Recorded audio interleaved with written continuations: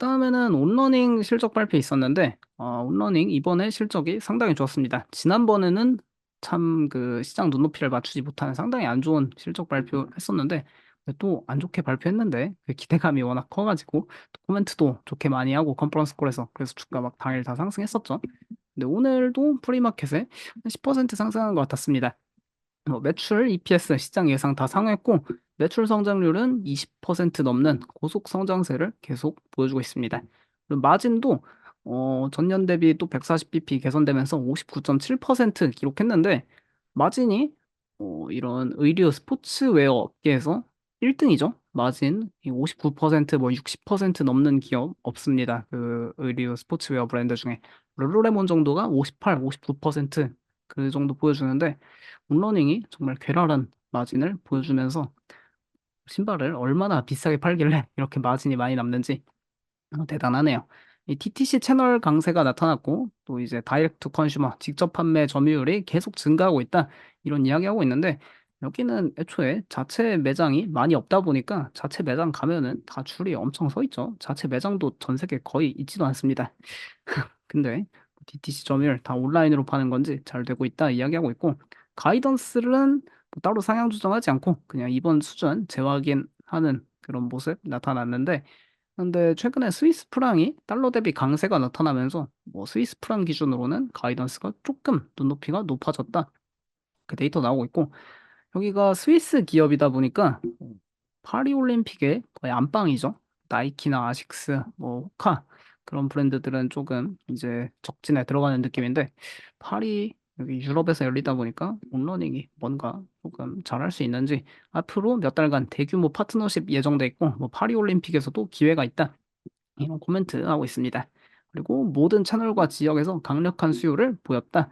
이야기하고 하나 이번에 좀 눈에 들어온 게 이 테니스화 라인이랑 트레이닝 그 의류 그쪽 라인을 확대하고 있다 소식 나오고 있는데 온러닝에도 내러티브가 좀 존재합니다. 이게 뭐 그 맥시멈 쿠셔닝이죠. 결국 이 푹신푹신하고 아주 편한 클라우드 테크라고 하나요? 자체 뭐 폼 기술을 그렇게 부르던데 이제 뭐 나이키의 점유율을 뺏고 아주 독특한 디자인으로 편안함을 추구하면서 전 세계 젊은 사람들을 사로잡는다. 이제 그런 내러티브도 있지만 이 신발 말고 신발로 시작해서 의류 쪽으로 진출해서 뭐 이제 나이키 룰루레몬을 상대하러 간다. 그런 내러티브가 기대감이 하나 있는데 이 의류 쪽을 이번 분기부터 조금 시작하는 것 같습니다. 제대로 본격적으로. 원래 온러닝 이런 레깅스 제품도 많지 않았는데 뭐 좀 많이 출시하는 것 같고 이런 뭐 테니스 할 때 치는 그런 스타일도 많이 도입하고 있다고 하네요.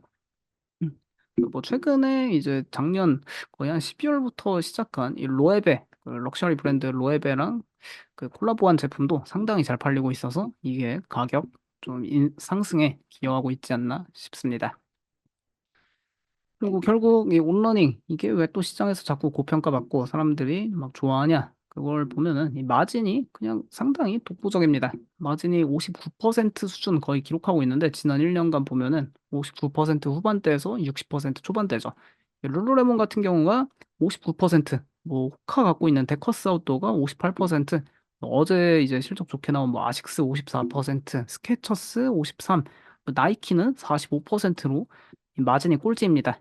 약간 좀 어려운 이유가 다 있는데 온러닝이 마진이 이렇게 높다 보니까 시장에서 좀 고평가해주고 기대감이 크다 그렇게 해석하면 좋을 것 같고요.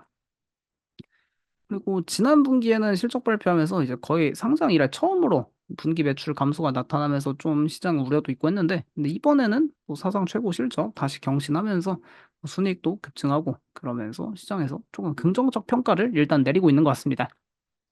근데 결국 이제 밸류에이션 그런 문제가 항상 있기 때문에 주가가 레벨업하기 위해 한 가지 뭔가 필요한 게 있는데 이 온러닝이 주가 레벨업을 위해서는 의류 매출을 증명을 해야 합니다. 그러니까 현재만 해도 이 기업 시가총액 거의 벌써 10빌리언 달러니까 100억 달러에 도달하고 있는데 꽤 기업 가치가 그래도 잘 나가는 편이죠. 근데 이 기업이 현재 신발만 팔아서는 좀 안 되고 의류 매출이 아직은 조금 잠겨 있습니다. 성장세를 보이고 있긴 해도. 근데 의류 매출이 이번 분기부터 이런 제품들을 좀 내놓으면서 뭐 테니스 할 때 입는 옷들이랑 그리고 트레이닝 할 때 입는 이런 레깅스 제품들 좀 적극적으로 출시하면서 그리고 후드티 같은 일상복도 출시하고 바람막이 같은 그런 것도 좀 많이 적극적으로 출시하면서 의류 매출 성장 기대감이 조금은 생기고 있는 것 같습니다. 이 만든 거 다 팔기만 하면은 뭐 실적 성장하는데 팔리는지 추후에 봐야 할 것 같고요. 근데 아마 주가 레벨업을 위해서는 의류 매출이 좀 본격적으로 시작될 때 그때 주가 레벨업이 시작되지 않을까 그렇게 생각하고 있습니다. 근데 이제 어제도 한번 보여드렸던 자료인데 잘 나가는 브랜드가 있으면은 항상 못 나가는 브랜드가 있어야 합니다. 이게 시장에서 다 같이 잘 나가는 거는 그 돈을 또 팬데믹 시절처럼 공짜로 뿌리는 게 아니니까 다 같이 잘 나가긴 어려운데 일단 여기 아디다스, 뭐 푸마, 어제 아식스, 오니츠카 타이거, 또 오늘 온러닝 이렇게 실적 잘 나왔습니다. 근데 못 나온 친구가 하나 있죠. 나이키는 참 안 팔리고 있는데 호카도 과연 나이키 점유율을 뺏어서 같이 잘 나갈지 아직 여기는 실적 발표를 안 했습니다. 이것도 뭐 한 다음 주, 다다음 주쯤 발표할 것 같은데 호카도 나이키 걸 뺏었을지 이거를 조금 지켜보는 게 관전 포인트이지 않을까 싶고요. 만약에 호카까지 잘 나와버린다. 그러면은 나이키 또 한 분기 또 힘들지 않을까? 그런 생각이 들더라고요. 근데 호카도 잘 나올 수 있을지 그거는 실적 발표를 봐야 할 것 같습니다. 그래서 온러닝, 온홀딩. 근데 이게 미국에서는 뭐라고 부르나요? 미국에선 이거 영어로 검색할 땐 다 온클라우드라고 하던데 왜 국내에선 왜 온러닝이라고 부르는지 잘 모르겠습니다. 영어로는 온클라우드라 검색을 다들 하더라고요. 근데 어쨌든 온홀딩 오늘 프리마켓에 뭐 실적 발표에서 한 10% 상승하는 것 같은데 이 지독한 박스권을 탈출하려면은 그 의류 매출 성장을 증명해야 하지 않을까 그렇게 좀 생각이 듭니다.